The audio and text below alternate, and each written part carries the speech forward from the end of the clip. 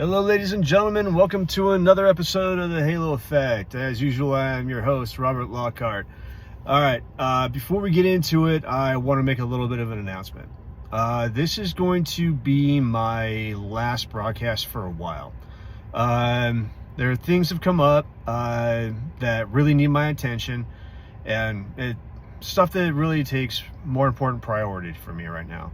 So, with that said, it's not forever. I most likely will be back, probably around the end of the season, something like that. So I want to see what this season has to offer, see it play out, and kind of go from there. But for now, I am going to sign off for a while. So with that said, let's talk a little baseball. Now, right before the All-Star break, the Angels won 2 out of 3 from the Braves, got swept by the Blue Jays, split with the Rangers, and took 2 out of 3 from the Diamondbacks. If you're looking to be a contending team, that's not the best. They were lucky in like 3 of those games because, a bad game from DeGrom. That was not a good game for him. If he was on his game, that would have been an obliteration. Texas would have taken 3 out of 4. Grant Holmes, the first game against the Braves, actually kept us scoreless.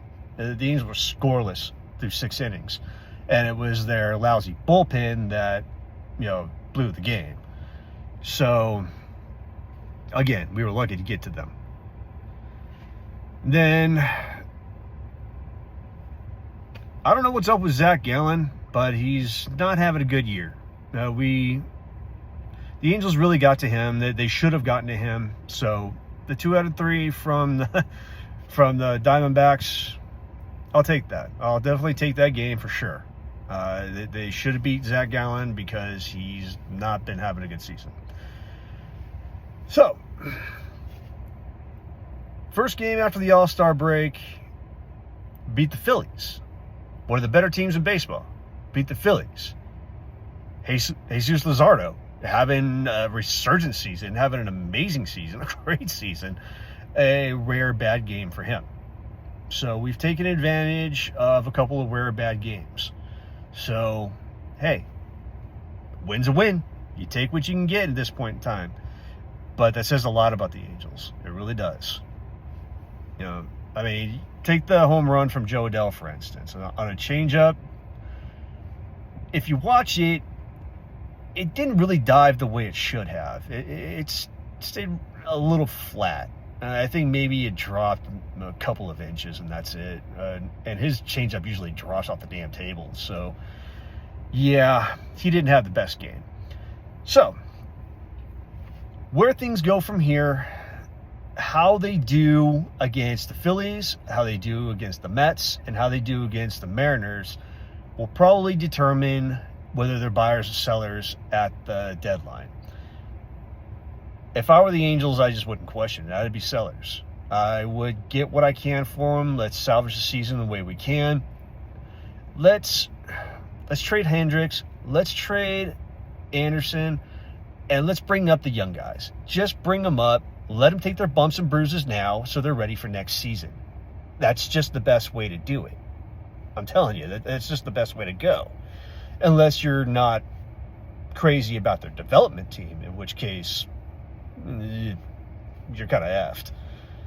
Because I don't have a whole lot of faith in their development team. I also don't have a lot of faith in their scouting team. Let's touch on the draft, for instance.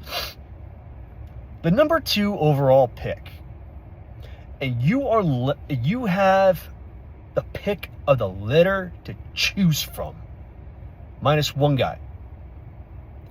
You don't have Eli Willits. He's taken off the board already. The Nationals went with him. Don't know why, but they did. You had the best pitcher available. You had the best hitter available. And you choose Tyler Brimmer, a ranked number 18. Used to be ranked 4, now he's ranked 18 because he's getting knocked around. He's getting hit hard. And this is your choice? Like, oh, well, the adversity he's overcoming, he's performing better now. Just, if you understood what it was, his mother lost her life because of breast cancer. Okay, look, my condolences. Nobody should lose their mom that young. That's terrible, and he's got my deepest condolences, truly. He really does.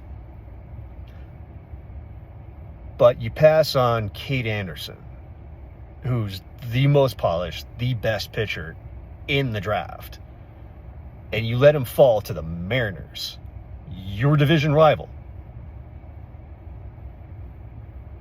Okay, so he's been pitching a lot better due to the adversity.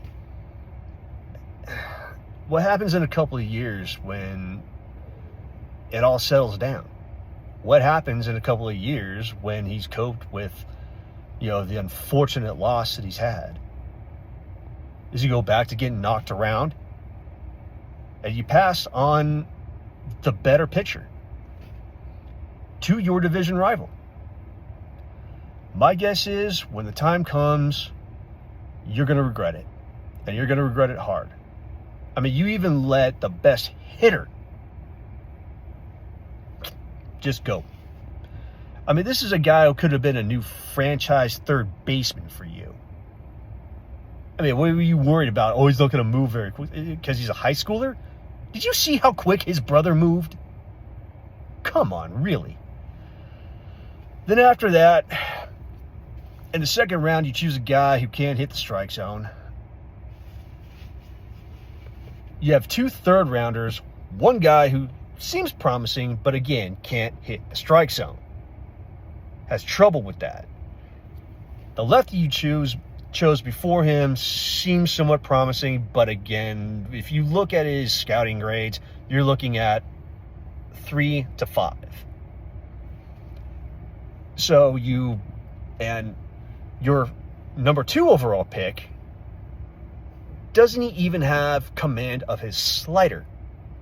Right now he's fastball changeup, but he's got no slider. He's got no breaking pitch.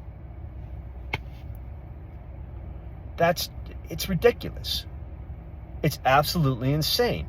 You guys are not doing things the way you should be. Again, you're doing this quantity over quality crap. Why? For what reason would you do this?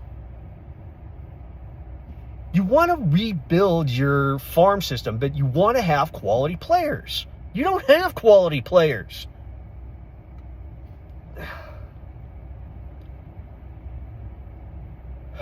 I don't get it. I just don't get it. It makes no sense to me. This is probably one of the reasons why I'm gonna, just kind of tail off for now, is because it's gotten so frustrating. All you guys hear me do is complain. All you guys hear me do is bitch about it. And I'm tired of it. I'm just sick of it. I want to see how the rest of the season plays out, and what happens. If they lose, if they get their asses handed to them, I'm going to come up and say, hey, I told you so. If they wind up actually having a winning season and every single person raises their batting average up just sky high and is like 265 plus, you know what? I obviously don't know what I'm talking about. Maybe I take it back up. Maybe I don't. I don't know. But as of right now, I will be signing off for a while. So until we meet again, go Halos.